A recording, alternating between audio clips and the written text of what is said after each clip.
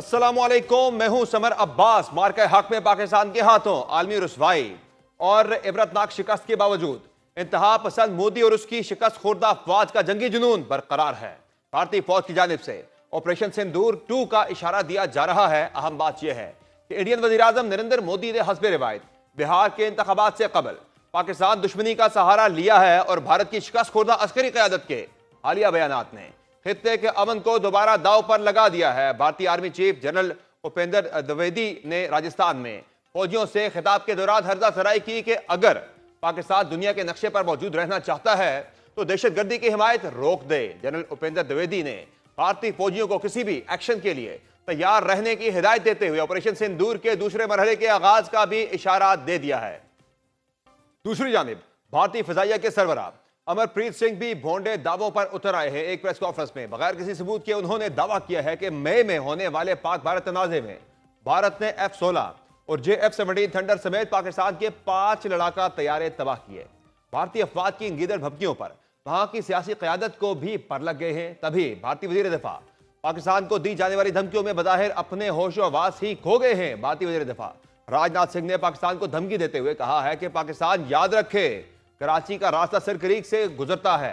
अगर पाकिस्तान ने Sir Creek sector में कोई मुहिम जोई की तो इंडिया पाकिस्तान की तारीख और जोग्राफिया दोनों को बदल देगा। भारत की जानिब से आने वाली इन बेबुनियाद धमकियों पर पाकिस्तानी सिक्योरिटी हुकाम का मौक़िफ़ भी सामने आया है। ISPR की जानिब से जारी बयान में कहा गया है कि भारतीय सिक्योरिटी क़यादत के ख्यालाती इश्तियाल अंगेज और जारहाना बयानात पर गहरी तशवीश है। तर्जुमान पाक फौज के मुताबिक गैर जिम्मेदाराना बयानात जारहियत के लिए मनमानी वजूहात तख्लीक करने की एक नई कोशिश है। ISPR का मजीद कहना था कि इस तरह के बयानात जनूबी एशिया में अमन और इस्तेहकाम के लिए संगीन नताइज का सबब बन सकते हैं। बयान के मुताबिक भारतीय क़यादत की जारहाना जुबान अमन के लिए खतरा है और भारत बार बार जारहियत के बहाने तराश रहा है। ISPR के मुताबिक भारत को वाकई सरहद पार दहशतगर्दी का असल चेहरा कहा जाता है। बयान के मुताबिक भारत ने फिजाई शिकस्त और तैयारे तबाह होने का तजुर्बा भुला दिया है। कोई याददाश्त के बायस भारत फिर तसादुम के लिए उकसा रहा है। ISPR ने कहा है कि नई जंग तबाहकुन नताइज ला सकती है और किसी भी नई जारहियत पर पाकिस्तान भरपूर और बिला रोक टोक जवाब देगा। ISPR के मुताबिक पाकिस्तान ने फौरी फैसला कुन और तबाहकुन जवाबी रद्द अमल की नई मिसाल कायम की हुई है और दुश्मनी की सूरत में हम सरहद के हर कोने तक ज़रब पहुंचा सकते हैं। भारत की जानिब से जंगी जुनून पर मबनी जो बयानात दिए जा रहे हैं और बिहार के इलेक्शन से पहले जिस तरह का माहौल भारत के अंदर बन रहा है, क्या भारत की जानिब से पाकिस्तान के खिलाफ एक और मिस एडवेंचर के खतरात मजीद बढ़ गए हैं? इसी पर बात करके मैं ज्वाइन किया है दिफाई अमूर के माहिर मेजर जनरल टाइट जायद महमूद ने। बहुत शुक्रिया जनरल टाइट जायद महमूद साहब प्रोग्राम में ज्वाइन करने के लिए। ये बताइएगा कि भारत की तरफ से जो नए धमकी आमेज बयानात सामने आए हैं, भारतीय वजीर दिफा राजनाथ सिंह के बयानात हैं, भारतीय आर्मी चीफ के बयानात हैं, भारतीय एयर चीफ के बयानात सामने आए हैं, क्या समझते हैं आप ये जो मार्का हक में भारत को इबरतनाक शिकस्त हुई थी उसकी खिफत मिटाने की जो कोशिशें हैं वही अभी तक जारी हैं या वाकईतन जो सो कॉल्ड ऑपरेशन सिंदूर के जो है वो 2.0 की बात हो रही है कि दोबारा शुरू करने की बात हो रही है, वाकईतन भारत ऐसी किसी मिस एडवेंचर की तरफ जा सकता है? बिस्मिल्लाहिर्रहमानिर्रहीम। Summer, thank you very much for the invite. देखिए, मैं मिलिटरली तो जो उनके साथ मार्के हक में जिसकी तरफ आप रेफर कर रहे हैं, जो कुछ हुआ और जिस तरीके से उनकी एयरफोर्स और शॉर्ट कमिंग्स आई हैं उनकी मिलिट्री में और द वे देयर एयरफोर्स और air defence system has perform, तो मिलिटरली तो they are not in a position.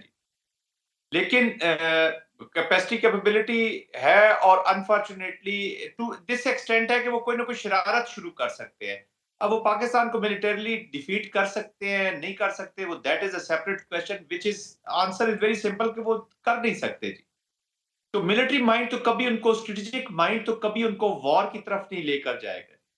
लेकिन ये वॉर की तरफ स्ट्रेटेजिक माइंड की मैंने बात की है, मिलिट्री माइंड की बात की है। वो लोग जो भारत के और पाकिस्तान के स्ट्रेटेजिक कंस्ट्रक्ट को समझते हैं वो कभी भी मिलिट्री एप्लीकेशन को कभी भी प्रोफेस नहीं करेंगे। लेकिन वॉर का control is with that political terrorist leadership जो RSS Hindutva based, hate based, अपने डोमेस्टिक पॉलिटिकल ऑब्जेक्टिव्स के लिए, अपने डोमेस्टिक जो हिंदुत्व का अखंड भारत के ऑब्जेक्टिव्स है उसके लिए, और mostly for the domestic audience which is Hindu audience.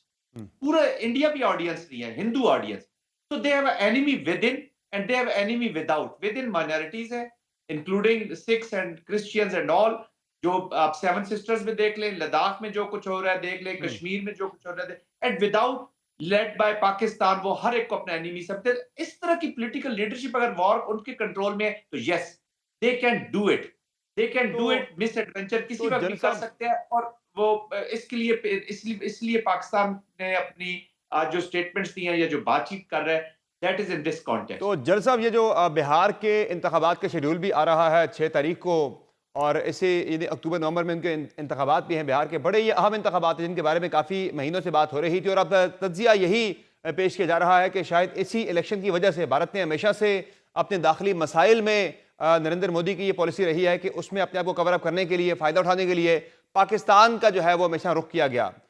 तो अब की मतलब आप समझते हैं कि ऐसी कोई शरारत जो है वो सियासी फायदा उठाने के लिए की जा सकती है, और इसके खतरात कितने ज्यादा आप समझ रहे हैं? खतरात इसलिए समझ रहा हूं, जो मैंने पहला भी कॉन्टेक्स्ट एस्टेब्लिश किया समर आपके पहले सवाल के जी जवाब जी। में, उसको अगर हम आगे लेकर चलें तो जो इनकी मिलिट्री लीडरशिप है, they have become the militant wing of the RSS. और जो पॉलिटिकल लीडरशिप है वो बस बोली जा रहे हैं और वॉर मॉन्गरिंग किए जा रहे हैं। राजनाथ साहब को सुन ले जिस तरीके से कहते हैं कि दुनिया के नक्शे से मिटा दिया जाएगा, फिल्में बना बना के, डायलॉग लिख लिख के ये उसको रियलिटी में ले आए, रियल पॉलिटिक्स और रियल मिलिट्री एप्लीकेशन में ले आए, not understanding Pakistan is not an ordinary country.